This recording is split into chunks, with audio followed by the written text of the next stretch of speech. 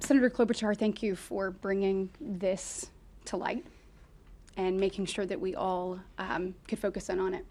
And Senator Graham, thank you for your leadership on this, and Senator Blumenthal and bringing us here today. Before I start on the issue at hand, I want to echo what you've heard from my colleagues. Political violence has no place in America. What we saw yesterday, and everyone saw it, is sickening. It is disgusting. It was a political assassination. And all of you sitting in these rows have a duty and an obligation to call it that. You know, when I'm thinking about Charlie, obviously his faith was the most important thing in his life. His wife, his children, our prayers are with them. But he influenced countless Americans and people across the world, my kids being amongst those groups.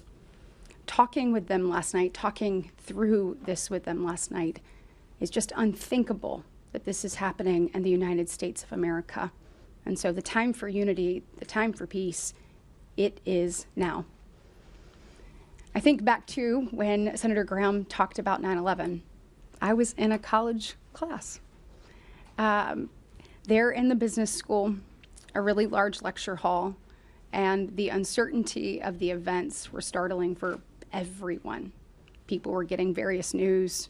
I'm sure every one of you remember exactly where you were and how you handled it and the uncertainty of the days ahead.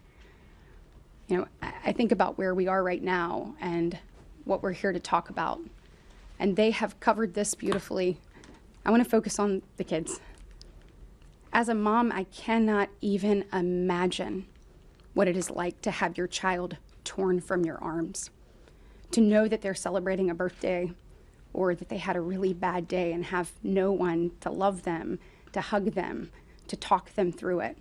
Knowing that there are not only milestones are missing, but there are moments where you want to create a foundation for your child to be able to stand tall, to stand strong. You think about the uncertainty that these children are feeling, torn from everything they ever knew. We have to speak loudly into this issue, not just today, but every day. And the truth is, we need your help. We've got to elevate this issue in order to be able to bring these children home. And I call on our European friends to stand taller. We all need to be using every tool in our toolbox to bring these babies, to bring these children home. It is clear that Putin will never do the right thing without being forced to. And now is time to make that happen. So thank you for being here. Thank you for covering this. Help us get these kids home.